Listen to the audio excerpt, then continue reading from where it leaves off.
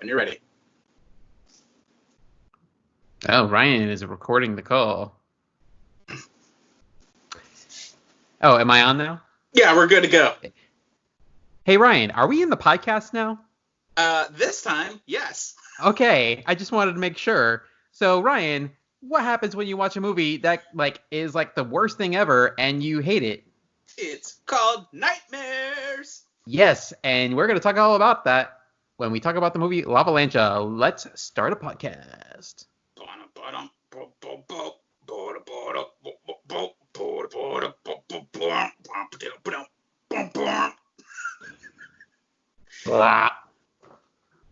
So there's my intro music. For the first time, I think, ever, I decided to do the intro music since Anthony did the intro beginning part. So anyways, guys, welcome. Finally, this is the second time of us trying this podcast. And we are starting the podcast called Let's Do a Podcast. Yep, but LDAP, Let's Do a Podcast. So by now, you already know we do a visual podcast. All this is recorded, thrown on YouTube, and it'll be unedited. So any mistakes you'll see versus the podcast itself, there are mistakes. This is the behind the scenes. Out. Yeah. Mainly because I don't know how, and I'm unwilling to learn how. I can tell the people out there in YouTube land that our visual effects budget is twice that of Lavalanchula. Agreed. But guys, welcome to another episode. Honestly, I'm so excited to do this, mainly because I'm super excited. I'm more excited about the beer that we're drinking versus the actual movie that we watched.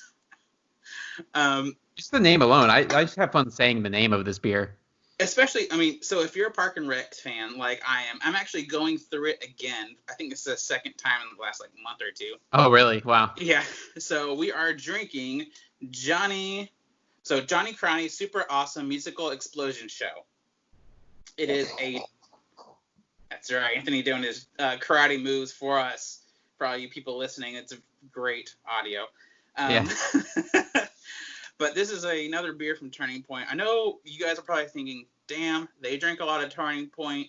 And agree. They put out a lot of good stuff, so. Yeah. Damn, I do drink a lot of Turning Point. Yeah, favorite of the show, Turning Point beers. Turning Point beer, they're Turning Point beer, right? TP beer. Yeah. Mm-hmm. So I'm really excited. I wanted Texas. To try this. This is, I think, their second or third batch.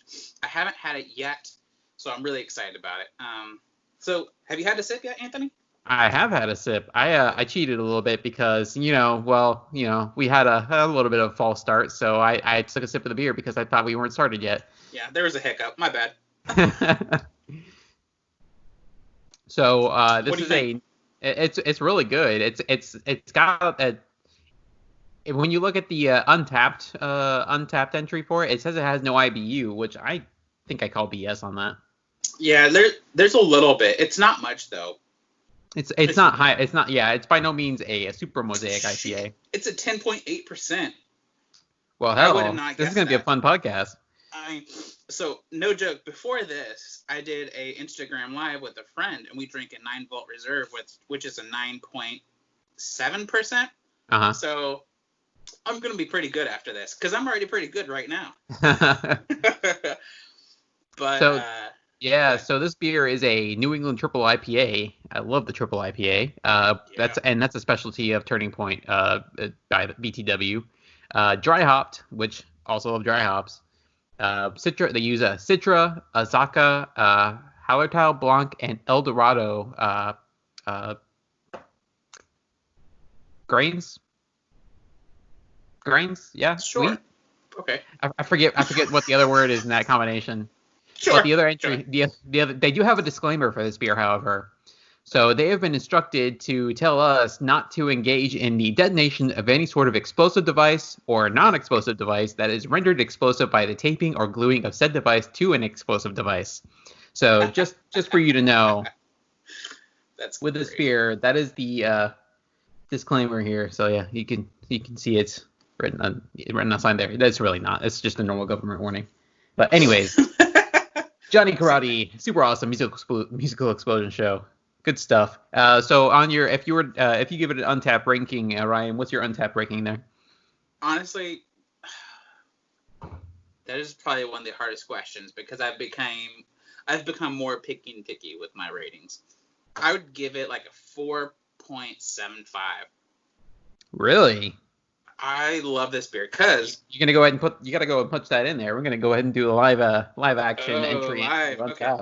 Yeah, so I'll do it. Yeah, put your money where your mouth is. This makes really good audio. I know, people, but that's why you have to go to our YouTube channel, which is Let's Do a Podcast 22, I think, actually, because for some reason Let's Do a Podcast is already taken, but whenever I looked it up, they don't have shit on their YouTube.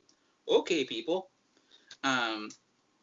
So yeah, check out our YouTube of us drinking and untapping, which I keep on getting to the wrong fucking app for some reason. So I will say, it's rare that I give a beer above a 4. I would say I give this and again, anything above a 4 has got to be pretty amazing to me, and I will never give a 5 because a beer that is a 5 is like, I think I've described it to my wife once. It would be like orgasmic bliss. Yes, it'd have to be that good for me to give it a 5. But I would probably give this a 3.9 or a 4.0, which for me is pretty high. That's really good still. I will say on Untapped, the ranking for this is 4.25. So it is a pretty high ranking compared to most beers that I come across, usually in the high 3s. For this to be a 4.25 with over 2,000 check-ins on it, that's pretty good. Yeah, that's not bad. I know for me personally, unless it's a 5, I don't rate it. It's just how because I don't want to ruin or discourage other people from trying the beer. Because I always want to encourage people, even if I don't like it, doesn't mean you won't like it, kind of thing. You know what I mean? So it's just like, if it's either an all or nothing for me on Untapped, because I don't want to ruin that brewery's score. You know, just because I don't like, let's say, some sort of IPA, unless it's like legit crap, then I'll actually give it a really bad score, like just in the sense of like, this is just poorly made. Yeah. But overall, it's either like I'll give you either a 5 or close to a 5, or I'm not going to rate you at all. And it doesn't mean you're bad or unbad. It's just I don't want to ruin the score because that doesn't affect the scoring at all on the Untapped total. Yeah, I will say when it comes to Untapped, if it's not at least a 3.5, I won't rank it. I won't give it a score. But if it's below that, I really probably if it's less than a 3.5, I probably don't even want to drink it. And that's not me being snobby. It's just my ranking scale goes from like 3.5 to like 4. It's like in that gradient, or like 3.5 to like maybe a 4.5. It's really good. So I don't think I've ever given a 4.5 though. Maybe, but I'm not sure. But anyways, but I also look at your scores when I'm out at like Total Wine and I'm looking at beers. I'll be like, has Ryan had this beer? And I did that with the Spindle Tap Heavy Hands, which is another one I just tried recently. And I was like, Ryan gave that a 4.1. In my book, 4.1 is pretty damn good. So I was like, yoink, I got it. So didn't disappoint, did it? It did not. Especially for you, but even people in general, which my Untapped is beer with purpose. Surprise, if you know me. So you can add me on Untapped. If you've seen that I checked it in and you're curious, feel free to message me, because the same thing on Instagram. I'll tell you what I think if it's unranked. But if it's ranked, then that means you should probably try it. Same with you, Anthony. You can always reach out if you're like, oh, you didn't rate that. Was it bad or was it just okay? You know? Yeah. Yeah, and if you want, I probably need to set up a new one that doesn't have I think I talked about this last time. Mine contains my last name, and I probably didn't think about sharing this on the podcast. So that's the thing. If we're gonna hold that a little bit. Yeah, beer, Instagram, all that kind of stuff. You should probably change it so it doesn't have your name in it. Yeah. So but I don't know how to do that, so I'm gonna have to figure that out. I'll teach you. So people, TBD on Anthony's Untapped and Instagram, but you can find me Instagram Untapped at Beer with Purpose. I think it's even the same thing on Facebook. Really post beer stuff. Honestly, I kind of post stuff I probably shouldn't post. But I don't give a shit. What should I do? What should I do for my? So I finally figured out how to change my username. So I'm like, what should my username be now that I found it? You could do the Let's Do a Podcast. You could turn yours into the official Let's Do a Podcast rating system. There we go. I will do that. And whatever you drink, you can still just rate. I don't even care. It's just Update username. All right, Oh, everybody, it's official, especially for the unedited version on YouTube. Look up Let's Do a Podcast on Untapped. You can find us there. Anthony is doing our check-ins of beer. it's Eventually, yeah. So it's eventually Let's he'll Do a change his Instagram. Podcast, no spaces, LETSDOAPODCAST, and not a pod or not a cast, just a podcast. So there you go, guys. It's an inside joke there. Um, my chair keeps sinking out. For those of you who see me like sinking below my mic here. I was actually wondering. It's like you look really like shorter. I just figured maybe this beer is getting to me. But and eventually he'll change up his Instagram name maybe also, so we can promote his Instagram on top of our Instagram of Let's Do a Podcast, which you can follow us on Instagram there, and me on Let's Do. No, mine is Beer with Purpose. I've already mentioned that like 4 times already because I'm trying to fill time while he fixes something on his Untapped. So, guys, woo, I'm gonna take a break from talking and actually have a sip of water. Also, if you can't tell, I'm wearing my 17% drip hat, and they do glassware. I just bought a Black is Beautiful glass from them. So I would recommend, if you have the funds/time, look up 17% drip on Instagram, on Facebook. They make fantastic glassware. It's helping out a local business. On top of that, a local Black business, which in my opinion, that's worth supporting. Honestly, from now on, as much as I can, I want to support them because I've been, again, I'm going to go, I guess, for some people it's considered either political or extremist. I don't know how. Just preaching the fucking truth here. Trying to help out people that need it. And a lot of Black businesses especially need our help right now, more than ever. All right. I'm going to mess with the rest of that later because we're doing something important here. So it doesn't make for great audio for me to do for just to mess with my phone while everybody else is trying to do a podcast here. It's forcing me to talk more because I feel like in general on the podcast, I don't really talk that much except for throwing little funny jabs here and there. But there's, again, 17% drip. Check them out. Fantastic people. Awesome looking glasses. I love their Black is Beautiful glass to match the beer.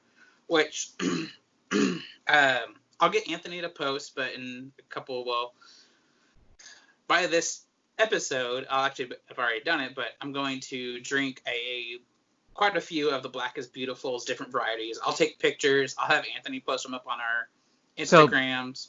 So you're probably plugged in a little bit more than I am. So I've seen a lot of the stuff with the Black is Beautiful. Is that a collab? So is that a collab across a bunch of different breweries? Yeah. So do you remember the was it All Together?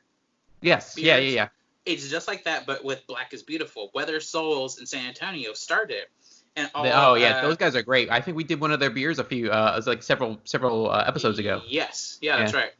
And they started a beer collab with pretty much anybody that wanted to do it called Black is Beautiful. Mm-hmm. And they tell the breweries, here's the base, turn it into something that you want to turn it into. And then part of the proceeds go to certain organizations to help kind of the Black communities. Mm-hmm. So a lot of different breweries are donated to different places, but overall it's to help the Black community. It's fantastic. I mean, almost every brewery up here in the Dallas area. I mean, honestly, last I saw, it's almost all over the U.S. Even in other countries, breweries are doing it. I've been trying to trade and collect with other people because, you buy a 4-pack. I'm like, I just want one.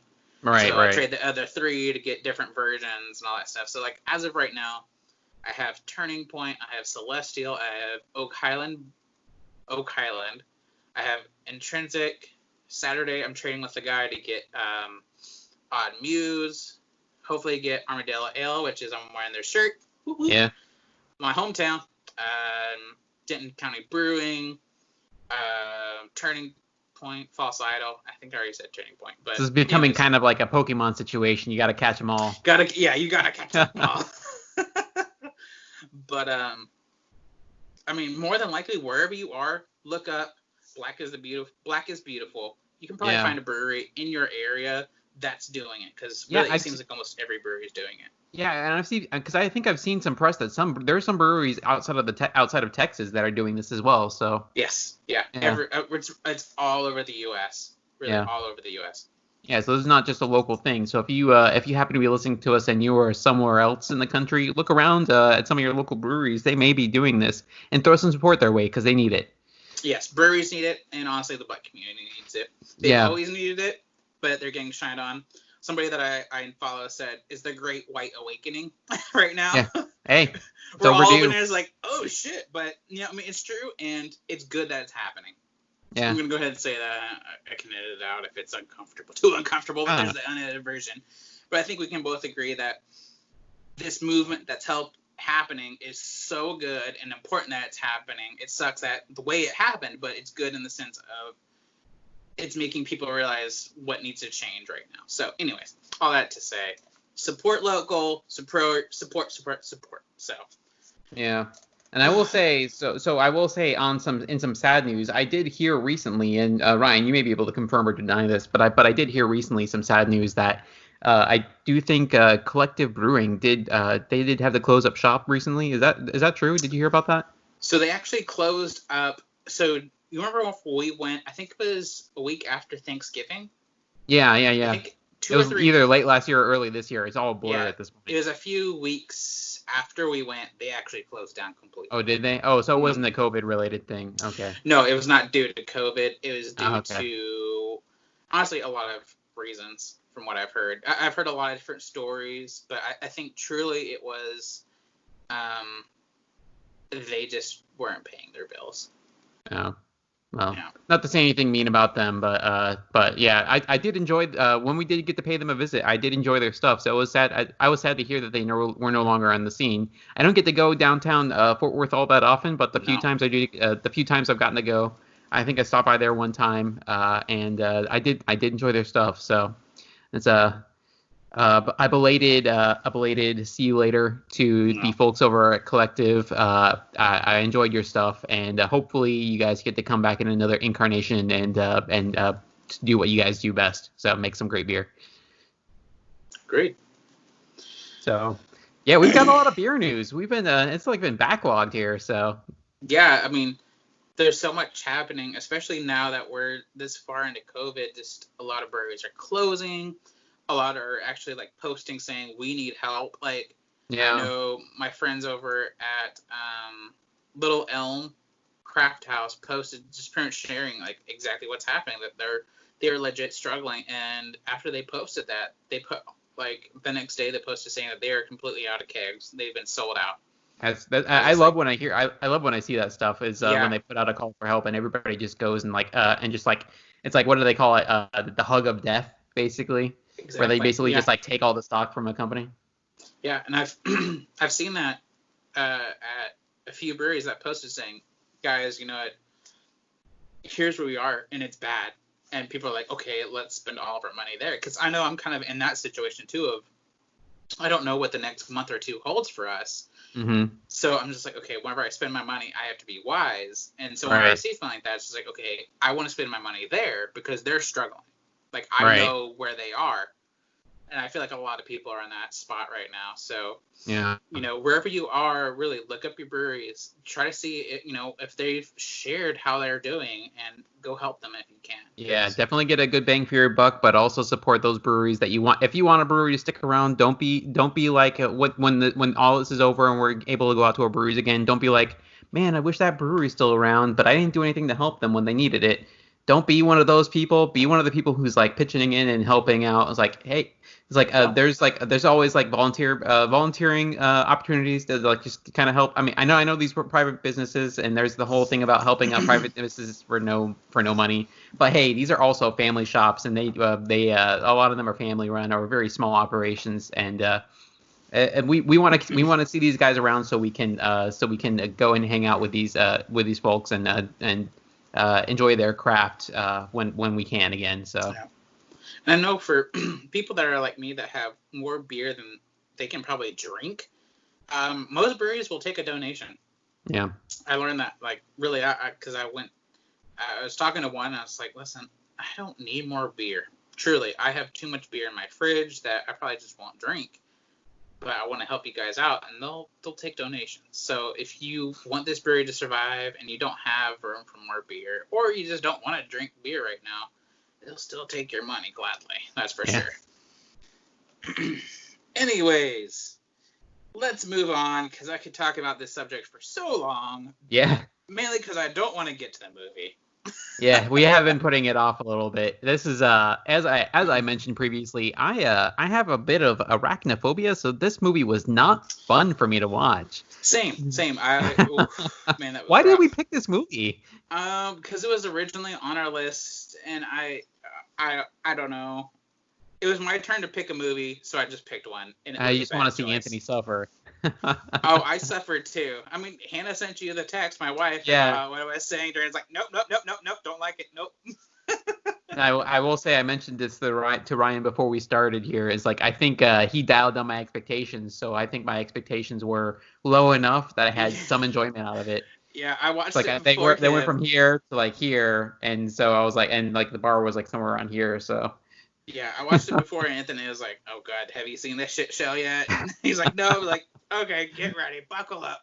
Oh man. So getting into the movie a little bit, the description for this movie. So this was again, the movie is Lavalanchula. The title just tells you anything. It's by the folks over at Asylum, which they are the people who brought you movies such as Sharknado, Sharknado 2, Sharknado 3, Sharknado 4, and I think Sharknado 5, the final Sharknado, I think. So, you know, quality movies all around. Oh, high quality right there. So and these folks, they're the whole thing about the Asylum, the folks at Asylum, they are really known for making movies that are bad on purpose. Like they take the art of like the B movie and they do it on purpose. Whereas a lot of B movies are kind of made by accident. It can be done. It can be seen, some of their movies, as an artificial B movie, because most B movies are just like, hey, these people put their heart and soul into it and it just came out as a B movie. So I was a little cautious going into this because Asylum, they're just aiming for B, and if you aim for B, you can end up with a D or a C list movie. So yeah, that's the thing, is going into this movie, on purpose it's a bad movie, so it makes it a little bit more bearable. Like, I know if you've listened to our podcasts before, what's a super killer for me is if it's a bad movie trying to be serious versus a bad movie trying to be a bad movie. Yeah, that will kill it. Like, if you're trying to be a good movie and you just suck ass so bad.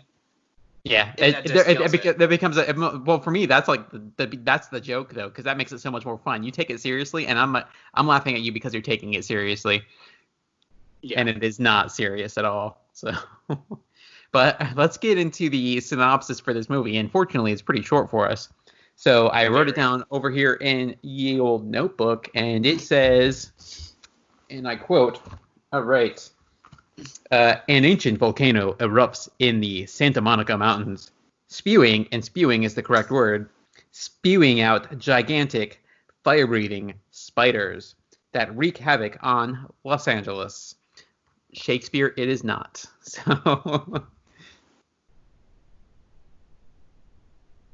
So when we I think we first came across this movie, we're just kind of looking through what was available on Amazon, right? I'm like, what kind of like schlocky movies are out there, when we're just kind of looking to see what we could next do a review on.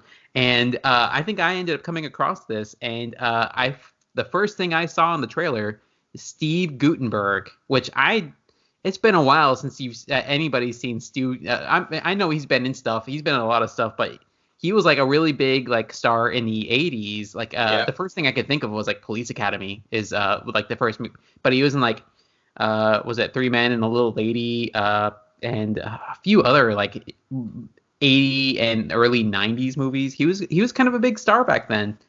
But Steve Guttenberg is the main star in this movie, as kind of a washed up action movie star, which is kind of like on point for him. Although I don't think he was an action movie star. I may stand corrected on that. I really haven't dug too much into his history, except for the stuff that I'm familiar with. But it also featured a lot of folks from Police Academy too, which I thought was pretty cool.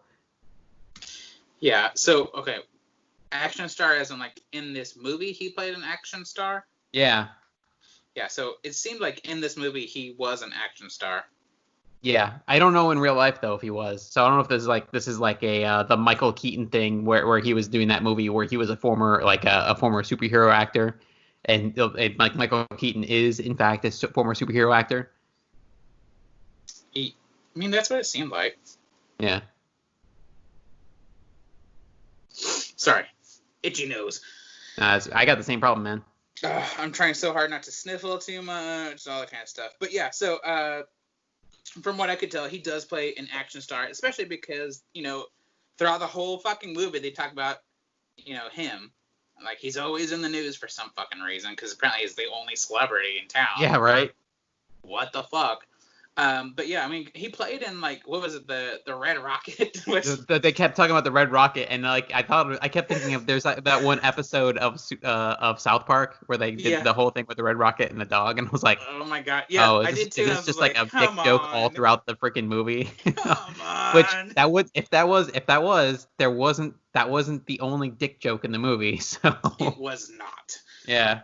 But yeah, so I mean, he was a washed up action rock star type guy, kept on getting blamed for being, you know, going to jail, and like he was supposed to be like the hardcore rocker punk guy, but he's like a Jean-Claude Van Damme, Bruce Willis type. Yeah he's like in his 60s. I don't know what age he's supposed to be, but I think he's supposed to be like 50s or 60s, like washed up. He's got to be in his 60s, washed up action hero. Yeah, he's doing B movies such as this movie. Yeah. So like, anyways. Yeah. Good.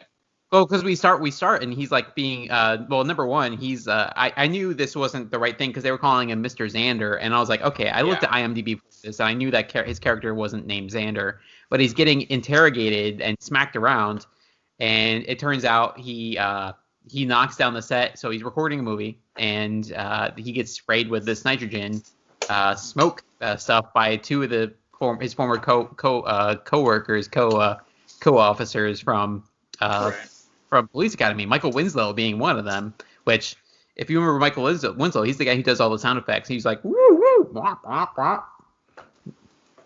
I take a lot of inspiration from that guy. He's way better than I am.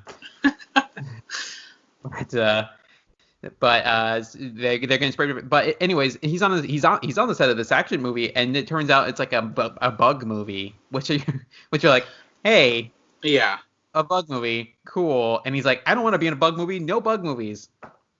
Too bad, buddy. You're in a bug movie. What an ordeal. Yeah. It's like they're basically basically making fun of themselves. Again, very on point. Or I'm sorry, not on point, but very on the nose. Yeah. So yeah, anyways, he walks off stage angry because he's like, no bugs, being a little bitch. And then heads home. And then, of course, heading home, you find out there's drama. You know, of course, there's always an issue between him and his family type thing. And his son is way too old to be living at home. Just saying. Did you get the impression when they first started talking about this kid was maybe 6 years old? Yeah. On the phone, he sounds like he was a child, and then you see him. Yeah, it's like he wants to take him to his favorite team. Yeah. Yeah, he's like old enough to be living on his own.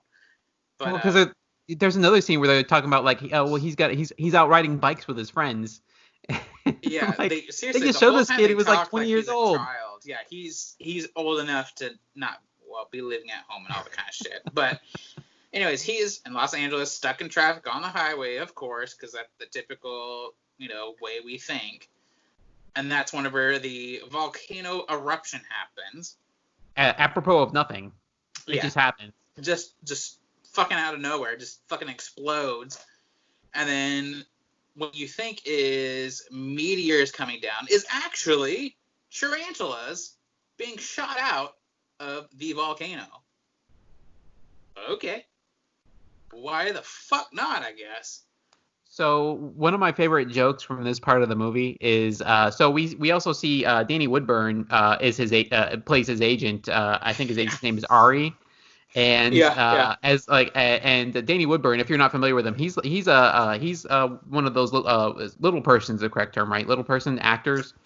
Sure. He's done a lot of stuff. Sorry if we offended anybody just now. It will go back and edit if that's the incorrect term, but I believe the correct term is little person. But he's one of those actors, and he's been in like a ton of stuff. Like I forget what was he in? He was in like Bad Santa. I think he was like one of the guy in Bad Santa, the helper in Bad Santa. So he's been in like a ton of stuff. There's a lot of recognizable actors in this movie, which I thought was like crazy. Oh yeah, there really was. That was so surprising. Yeah, but anyways, he talks about when they're talking about all the explosions. He's like, oh, my kid has that app. He's blown up the cat like 37 times, and that's like the first thing I thought about when I saw these explosions. It looks like that app that you can blow stuff up and drop nuclear bombs on things, and it's the explosion. I feel like they maybe literally used that app to do the special effects for this movie, and then they just made a joke about it. Yeah, like, that's what I love too. Is like it they looked totally like did that, and they fucking said that. I was like, okay, that's so great. They had to have done it. But so there's that, and then pretty much he finds an exit off of this very busy freeway. Yeah, right. He's in the middle of traffic, and he finds his exit to get out of there. There's like legit no place for him to move, but then all of a sudden there's an opening. So he maneuvers his way out, gets home, freaks the fuck out on his wife. Like, just thinking about it. Or if somebody ran into your house and started screaming about lava, tarantulas, and a volcano, and screaming his fucking head off, I'd be like, okay, you're insane. Yeah. So, like, I was like, okay, I see her point here. Especially since it seems like he's known for, like, drugs and alcohol. So it seems like he's known for all this shit. So you're like, okay, yeah. Even she, I think, even says, like, are you on the drugs again or something like that? He's like, I'm sober. But, and again, that's how I would react, though. If I was in that situation and I'd like just got out by the skin of my teeth by almost getting eaten by lava tarantulas. No, I would react the same way. Actually, you know what? I wouldn't even have stopped at my family's home. I would have just kept going.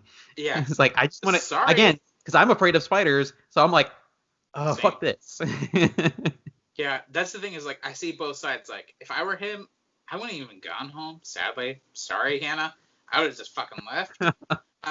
But at the same time, like, I also see her side where she's like, oh, God, he's on something again. Yeah. You know? Delusional. But, again, they start talking about the son like he's, like, a 2-year-old that's lost out in the middle of the street. Like, oh, my God. Yeah. The whole time that they talk about the son, you're just like, are we talking about the same person? Yeah. But is there, like, another kid that they have that's got the same name? Yeah, so, anyways, he packs up and then he leaves to find without taking any of that stuff, yeah. Yeah, that's it too. Like, he leaves, like, this whole scene of him packing, then he leaves without anything that he even packed. Except the gun. He did bring a gun. He did bring a gun. And then told the wife to, like, I guess, get ready? I don't remember. Anyways, he's like, I'm gonna go get Wyatt, and I'm gonna come back and leave.